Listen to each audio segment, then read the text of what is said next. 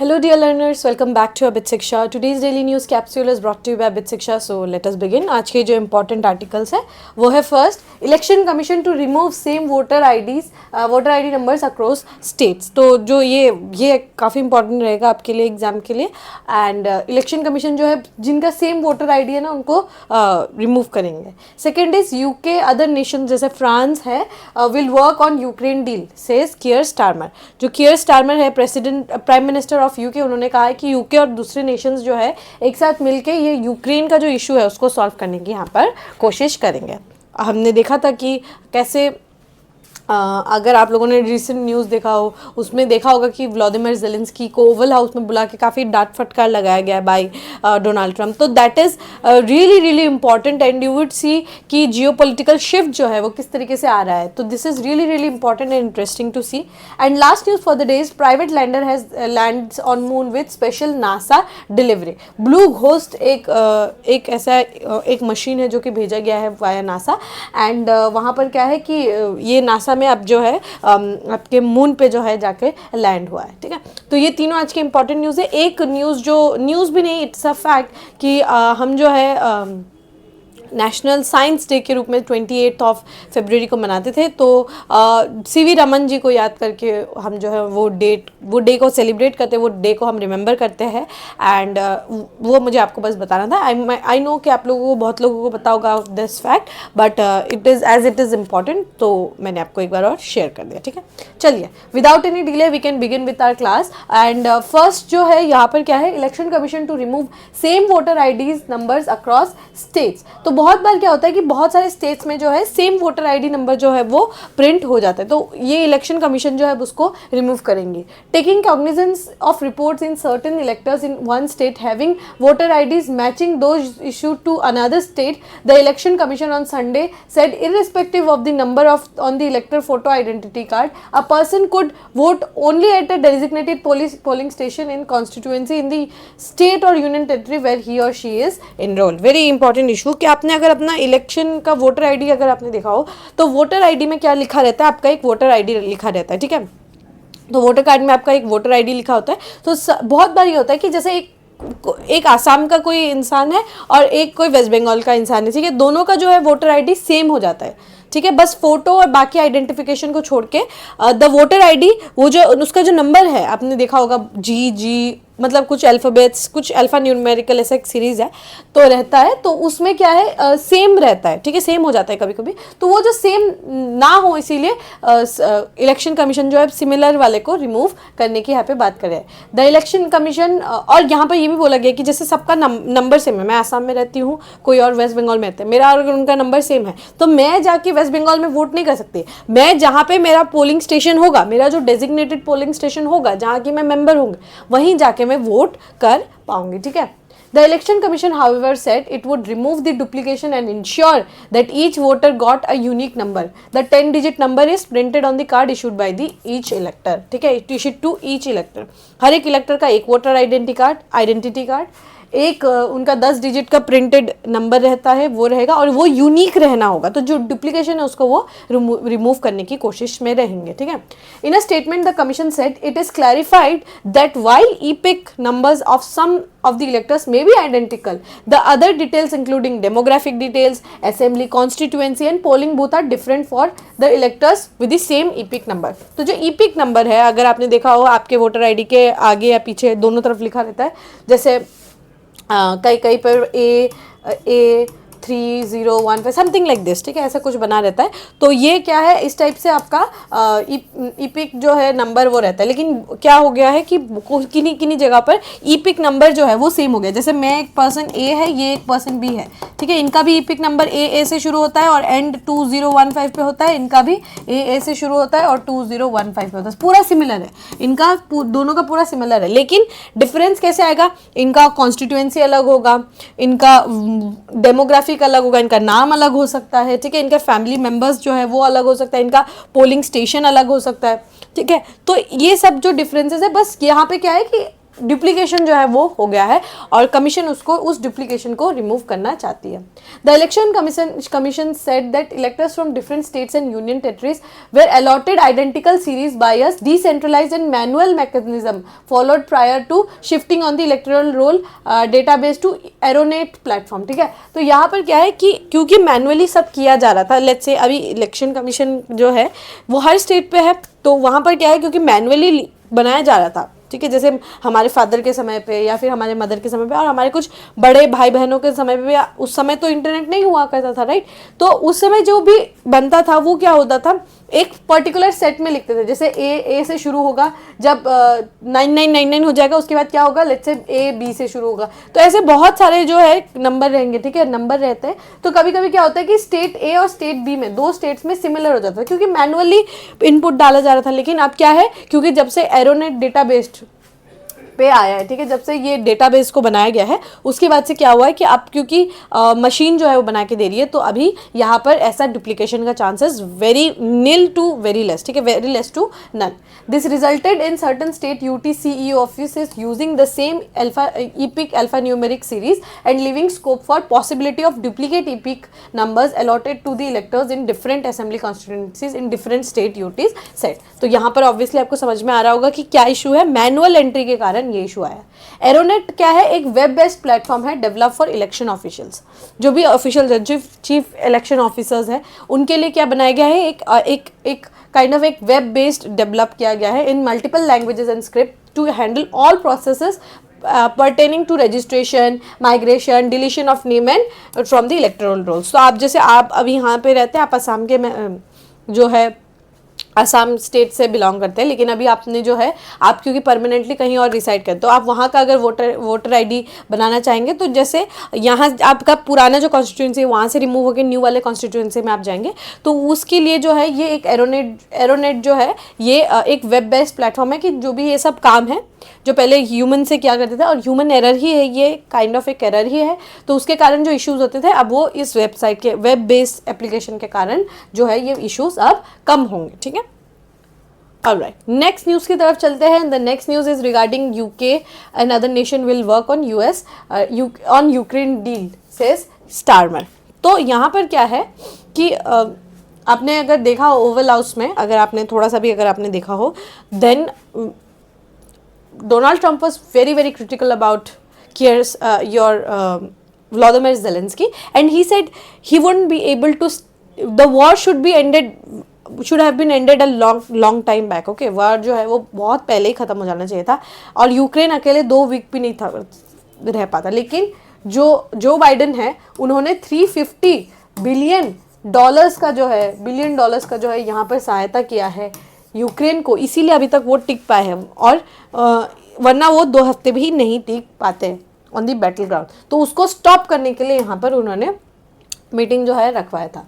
The UK will work with France, यहाँ पर तो न्यूज़ आया है कि UK जो है वो फ्रांस के साथ वर्क करेंगे, और यहाँ पर कियर स्टारमर एंड बाकी सारे लीडर्स जो है वो मिले हैं कि यहाँ पर क्या है, यूक्रेन को यहाँ पर स्टॉप होना होगा कि हम और वॉर को फर्दर कंटिन्यू नहीं कर पाएंगे। See the war even though NATO allies के कारण जो है यहाँ पर चलता रहा, लेकिन अगर आप देखें सबसे ज़्यादा पैसे जो बाइडन की सरकार ने ही यूक्रेन को दिया था, और ये रशिया जो यूक्रेन वार है उसको इतना लंबा स्ट्रेच किया है, जबकि इतना लंबा स्ट्रेच करने की वहाँ पे कोई बात ही नहीं थी, लेकिन तब भी यहाँ पर वो काफ़ी लंबा जो है स्ट्रेच जो है वो किया गया है, किसके द्वारा, जो बाइडन गवर्नमेंट के द्वारा, अकॉर्डिंग टू डोनाल्ड ट्रम्प। तो यहाँ पर अब क्या है, इस वॉर को स्टॉप करना होगा which has become very unnecessary, and काफ़ी लंबा जो है वॉर को खींच दिया गया है। तो इसीलिए अब बाकी सारे नेटो के एलाइज, जो मेजर नेटो के एलाइज है एंड US जो है वो मिल रहे हैं आपके व्लादिमीर जेलेंस्की के साथ, ताकि यूक्रेन में जो है ये स्टॉप हो पाए। The UK will work with France and other countries to arrive at a peace deal between Ukraine and Russia and present that to US president Donald Trump. तो डोनाल्ड ट्रम्प जो है उनको एक काइंड ऑफ एक memorandum के साथ पेश करेंगे, जहाँ पर नेटो EU और ब्रिटेन के सारे एलाइज जो है, जितने भी नेटो एलाइज है, वो सब एक साथ एक एक डील बनाएंगे और ये डोनाल्ड ट्रंप को पेश करेंगे.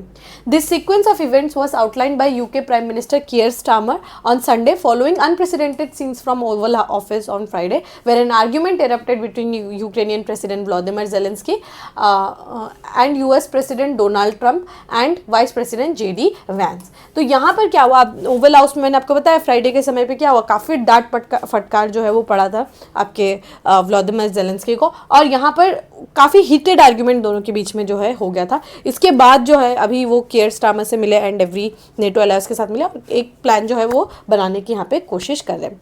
After the acrimonious interaction in Washington, Mr. Zelensky was received warmly in London on Saturday, welcomed by Mr. Starmer with a hug outside 10 Downing Street.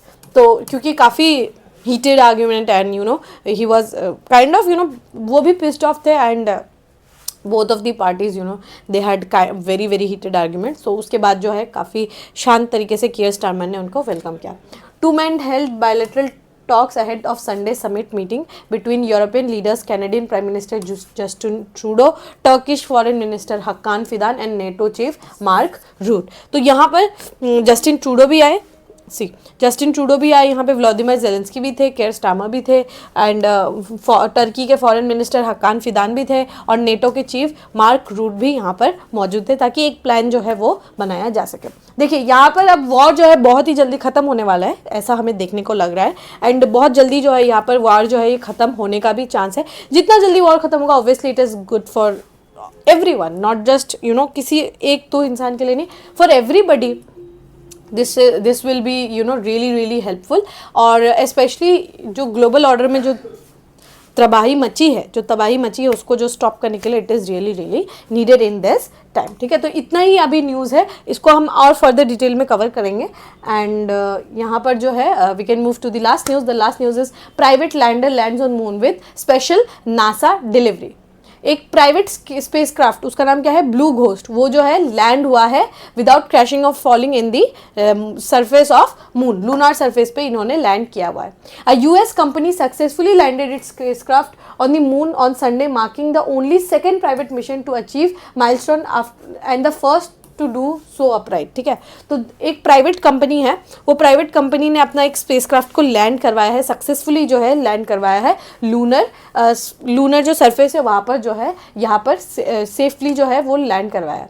ये फायरफ्लाई एरोस्पेस ये कंपनी है, Firefly aerospace. उन्होंने क्या है, blue ghost mission 1. ठीक है, ये पूछ सकता है आप लोगों को सीधे एग्जाम में.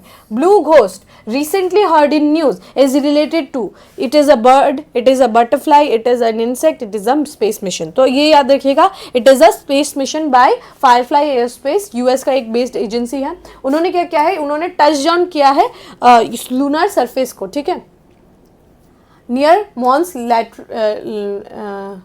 यहाँ पर क्या है कि उन्होंने कहाँ पे टच डाउन किया है, near Mons Latreille a volcanic formation in Mare Crisium on the moon's north eastern near side. ठीक है, नॉर्थ ईस्टर्न नियर साइड के पास जो है ये इसने टच डाउन किया है, इसने लैंड किया है. जो चीफ एग्जीक्यूटिव ऑफिसर है फायरफ्लाई एरोस्पेस के, Jason Kim, confirm that the spacecraft was stable and upright. वो मतलब जैसे हमारा जो चंद्रयान 3 जैसे स्टेबल और अपराइट था वैसे ही ये स्टेबली यहाँ पर जो है लॉन्च हुआ है, in contrast to the first private landing last February which came down sideways. इन्होंने ही पहले जो है ये भेजा था, एक और प्राइवेट भेजा था, बट वो जो क्रैश होकर साइडवेज की ओर हुआ, लेकिन इस बार वो स्ट्रेट और अपराइट जाके वो खड़ा हुआ है. ठीक है, the first image from the lander revealed the Rocky pock-marked terrain it had to autonomously navigate in order to select its touchdown spot, having slowed down from thousands of miles per